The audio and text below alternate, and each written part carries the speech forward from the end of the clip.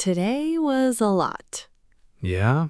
Yeah, I don't even know where to start. Start from the beginning. What time did you wake up? That's the thing. I didn't exactly wake up on time. How late? Like, really late, Alex. Really late. How late is really late? Okay, fine. It was 11. 11 in the morning. 11:30, actually. 11:30? Sarah, I know, don't say it. I'm not saying anything.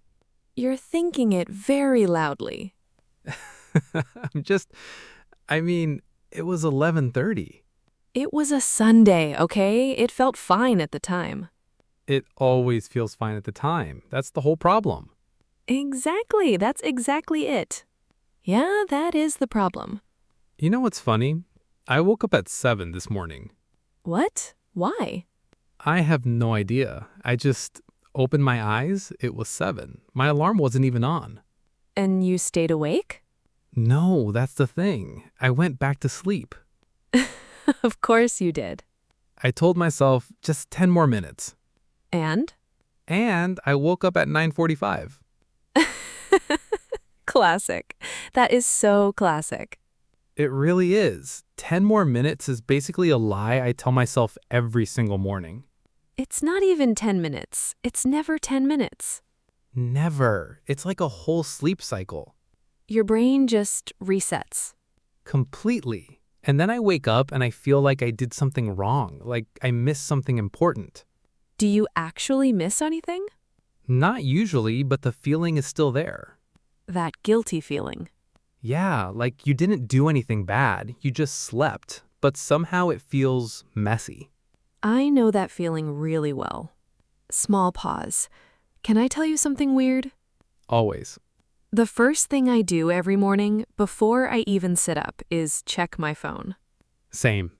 Like, I'm not even fully awake. My eyes are barely open, and I'm already scrolling. What do you even look at? That's the embarrassing part. Nothing important. Like, I check messages, but there are never any urgent messages. I check Instagram, I look at some random videos, And then what? and then like 20 minutes pass, and I'm still lying in bed, and nothing actually happened. I just scrolled. It's like your brain needs a warm-up, but the warm-up is just your phone. Exactly. Like, that's my morning stretch, except it's not stretching, it's just consuming things. I do the same thing. I check my emails first, which is worse. Oh no. Right? Like, why am I checking work emails at 7 in the morning when I haven't even brushed my teeth? What do you find? Usually nothing, maybe one email that could have waited until 9, but I've already read it and now I'm thinking about it while still in bed. And now your morning is kind of already started, but in a bad way. In a stressful way, yeah. That's the worst kind of start. It really is. And then I try to eat breakfast, but I'm already thinking about the email. What do you eat for breakfast? Okay, honestly, it depends on the day. What does a good day look like? Good day. I actually make eggs, maybe toast. I sit down, I eat slowly. I feel like a real person. That sounds nice. It is nice. The problem is it only happens like twice a week. And the other days? On the other days, a banana standing over the kitchen counter, maybe some crackers. Alex, I know. that's not breakfast. That's just snacking before work. It is snacking before work. I fully admit that. Do you at least sit down? Sometimes I sit, but sometimes I'm already putting on my jacket while eating the banana. That image is very relatable, actually. I have done that. Everyone has done that. The eating while walking to the door breakfast. The most common breakfast in the world. No one talks about it, but everyone does it. We both laughed softly. Coffee, though. Tell me you have coffee. Oh, always. That's non-negotiable. Same. I think coffee is the one thing I actually do consistently in the morning. It's like the anchor. Everything else is chaos, but coffee happens. How do you make yours? I have a small machine, just a basic one. Press a button, wait 2 minutes, done. Do you drink it black? No, I wish I put milk. A lot of milk. Me too. I always feel a little guilty when people say they drink it black, like they're more serious than me. Right? Like black coffee people have something figured out that we don't. They always look very focused. Very determined, like they're about to make a big decision. And we're just here with our milky coffee feeling cozy. And that's fine. That's completely fine. It is fine. I love my cozy coffee. How many cups a day? 2 officially. And unofficially? Sometimes 3. Sometimes there's an afternoon one that kind of just appears. The surprise third coffee. It just happens. I don't plan it, but then it's 3 in the afternoon and I'm tired and the coffee's right there. And then you can't sleep that night. And then I can't sleep and then I wake up tired and then I need more coffee. It's a cycle. A beautiful, terrible cycle.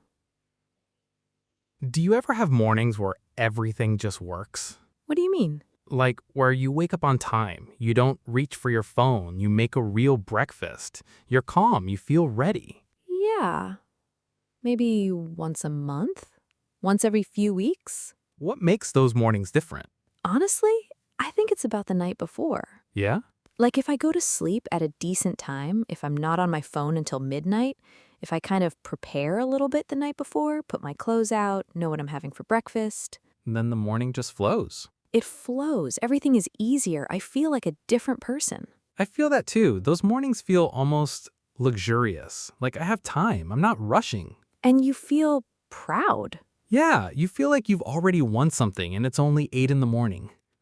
Exactly. You walk outside and you're like, okay, I've got this. The problem is maintaining it. The problem is always maintaining it. Like you have one amazing morning and you think, I'm going to do this every day now. Every single day. And then 2 days later, you're eating crackers over the sink again.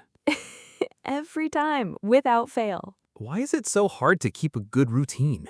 I think because life isn't the same every day. Like some nights you're just not tired or something happens or you're stressed. And one late night breaks the whole thing. One bad night. One bad night can set the whole week off. That feels dramatic, but it's true. It is true, though. Like Monday was bad, so Tuesday I was tired, so Tuesday night I went to sleep late to decompress, and then Wednesday I woke up tired again. Dominoes. Exactly. One falls and they all fall. Can I tell you about my worst morning recently? Please. Okay, so last week, Tuesday, I think, Okay. I set my alarm for 7. Good plan, responsible. I was proud of myself even for setting it. That's the energy. Right? I was like, this is the new me. And then the alarm goes off. And? I turned it off. Not snoozed, turned it off. Alex. In my sleep, I wasn't even awake. I just found it and turned it off. Your sleeping hand just reached out and... Like a trained reflex, my sleeping brain was like, no. Your subconscious is very decisive. Very decisive. And then I woke up at 9:15 and I had a meeting at 9:30. Oh, no. Oh, yes. What did you do? I jumped up. I didn't shower. I just changed my clothes, splashed some water on my face, made no breakfast, no coffee, nothing. No coffee on a stressful morning? No coffee. And I sat down for the meeting and I was there, technically, but my brain was not. Were you on camera? Yes, which made it worse. Oh. I had to look awake. I was nodding, saying, yeah, absolutely, at things I did not fully process. Yeah, absolutely. The phrase of someone who has no idea what's happening. Complete autopilot. And then after the meeting, someone asked me, so what do you think about the plan? And I said, I think it's a solid direction. Was it a solid direction? I don't know. I still don't know. I have no idea what the plan was. You just gave the most neutral, agreeable answer possible. It covered me completely. Solid direction. No one can argue with that. That's actually genius. It was survival. Pure survival. Okay, afternoons. How are your afternoons usually? Afternoons are complicated. How so? Like, there's this thing that happens around 2 or 3 in the afternoon where I just crash. The afternoon wall? The wall. Yes, I hit the wall completely. I get that too. Like your energy just drops. Drops off a cliff. I'm fine in the morning, well, surviving, and then lunch happens and something just slows down. It's like your body says, okay, we tried. We gave it our best. Now rest. Do you nap? I want to nap. I think about napping, but I feel too guilty to actually nap. Because of work? Because of the list. You know the list? The mental list of everything you haven't done yet? Everything I should be doing. And if I nap, I'm not doing any of it. But you're also not really doing any of it when you're sitting there half awake either. That's a very fair point. Like if you're going to be unproductive, you might as well be unproductive while sleeping and actually getting some rest. I've never thought of it that way. That's weirdly logical. I've given myself permission to nap, and I think it changed my evenings. Really? Yeah, like a 20-minute nap at 3 o'clock, and then I wake up and I actually want to do things again. I'm always scared I'll sleep for 3 hours. That's a valid fear. I've done that. And then you wake up and it's dark outside. And you have no idea what day it is. Or what your life is. Exactly. You wake up disoriented. You're like, am I late for something? Is it morning? Did I miss dinner? Complete confusion. So yeah, 20 minutes. Set an alarm this time, properly. An alarm I will turn off in my sleep. Maybe 2 alarms. What's your afternoon like usually? Mine is usually work stuff, reading, writing, replying to messages. I try to get the harder things done in the morning, or at least before lunch, and then the afternoon is for easier tasks. That's smart. Like your brain has different levels of energy. Exactly. Morning brain is better for thinking hard. Afternoon brain is better for doing, replying, organizing, things that don't need too much focus. I should try that. It makes a real difference. I used to try to do everything all at once all day equally, and I'd burn out by noon. Because you were giving everything the same energy. And some things need more energy than others, so now I kind of budget it. Energy budgeting. It sounds very organized when I say it like that. It's not that organized. It's more like, I just know when to stop pushing. That's still something, though. A lot of people don't know when to stop. Including me some days. When do you stop for lunch? Whenever I get hungry, which is usually around 1. What do you eat? Something simple. I'm not a big lunch person. What does simple mean? Like soup sometimes, or a sandwich, or leftovers if I made something the night before. Are you a good cook? That is a complicated question. Complicated how? Like, I can cook, I know how to cook, but good cook feels like a stretch. What's your specialty? Pasta. That's it. That's my one reliable thing. Pasta is a good thing to be reliable at. It carries me. When I don't know what to make, I make pasta. When I'm tired, pasta. When I'm sad, pasta. Pasta for all occasions. Every occasion. It's quick, it's filling, it's warm. What else do you need? Nothing. You need nothing else. And it's always good. Like, have you ever had bad pasta? Thinking. Once, someone made it and it was undercooked. It was like eating little pebbles. Oh no. It was hard. I was being polite. I kept eating. It was a difficult evening. You're such a good person. I was not enjoying myself, but I finished the bowl. True dedication. Can I ask you something kind of random? Yeah, of course. Do you ever feel like your day just happened to you? Like you didn't really choose any of it? Yeah, I know that feeling. Like you just sort of floated through it. And now it's evening and you're thinking, what did I actually do today? And you can't really answer. You did things. Things happened, but none of it felt intentional. Like you were just reacting to the day instead of living it. Exactly. Just reacting. I have weeks like that sometimes, not just days. Whole weeks where I feel like I was just responding to things, not choosing anything. Does that bother you? It used to bother me more. Now I kind of notice it and try to do at least one thing that feels like mine. What do you mean? Like, even on a chaotic day, I try to find one moment that I chose. Maybe it's 10 minutes of reading before bed, or making a nice cup of tea in the evening, or going for a short walk. Just one thing. One thing that belongs to you. One thing that isn't a response or a task or an obligation, just something I actually wanted to do. That's a really small thing. It is, but it changes how I feel about the day. Like you had some control over it. Like it was still my day, even if it was mostly other people's requests and schedules and plans. Quietly. I like that idea. What would your one thing be? Thinking, probably coffee in the evening, like a proper one, not rushed, just sitting somewhere comfortable. That's a good one. Or music. I've been listening to more music lately. What kind? Everything. Old stuff, new stuff, depends on the mood. But there's something about putting on headphones and just listening. Not as background, actually listening. Like the music is the activity. Yeah, not while doing something else, just music. When did you last do that? Pause. Maybe 3 days ago?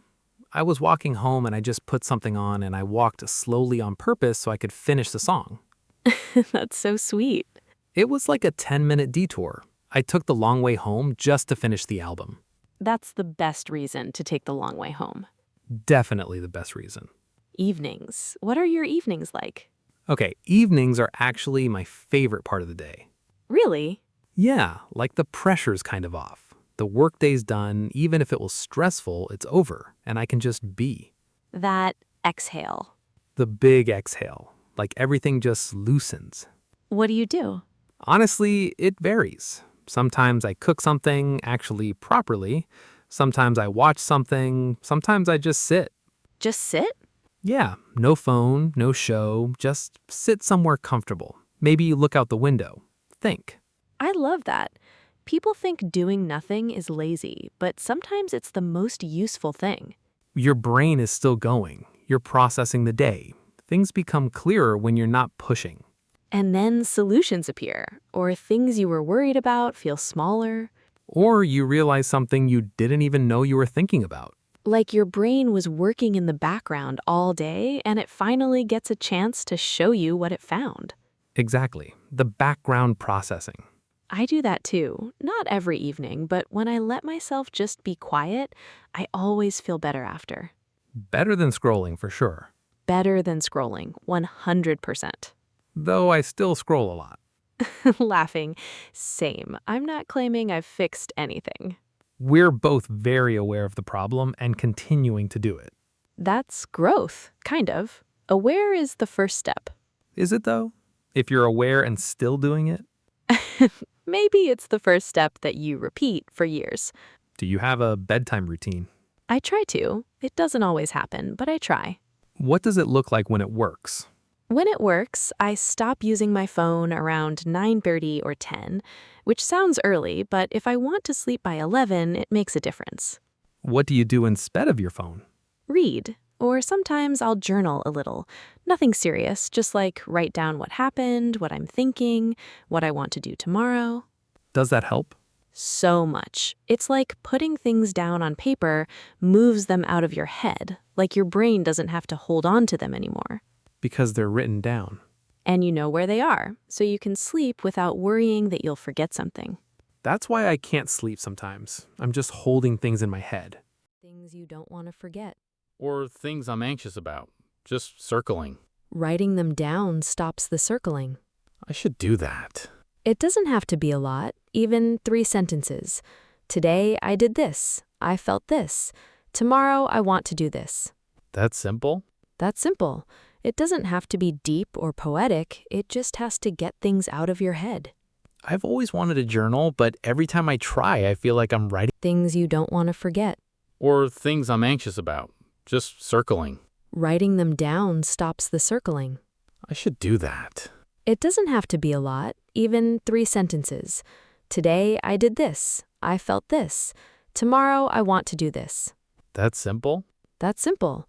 It doesn't have to be deep or poetic. It just has to get things out of your head.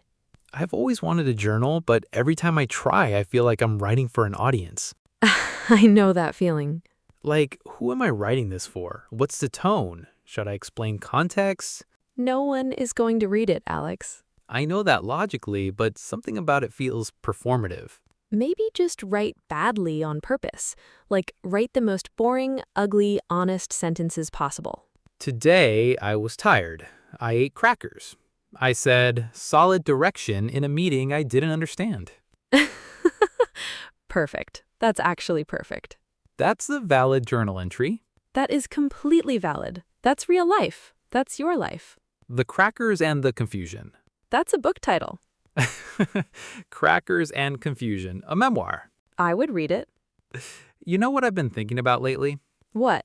Like how different a day feels depending on how it starts, you know? Yeah. Like if the morning goes okay, even just okay, not perfect, the whole day feels lighter, more possible. And if it goes badly? Everything feels heavier, like you're carrying something from the first hour. It colors everything. And you can recover, like a bad morning doesn't ruin a day completely, but you have to actually work to shake it off. Which takes energy you could be spending on something else.